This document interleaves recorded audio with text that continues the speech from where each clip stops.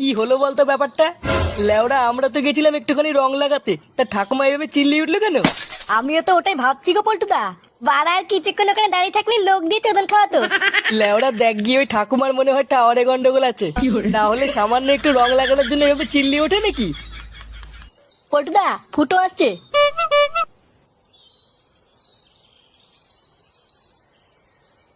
কি হয়েছে বাড়া? তোরা এখানে কি করছিস? আরে চোদন, আমার হাতে রঙের থালা। হ্যাঁ, লাগিয়ে বেড়াচ্ছিস নাকি? হ্যাঁ, হ্যাঁ, আমরা বালচের ক্লাবের পক্ষ থেকে প্রতি বাড়ি বাড়ি গিয়ে রং লাগাচ্ছি। বাবা বাহ, ভালো ভালো।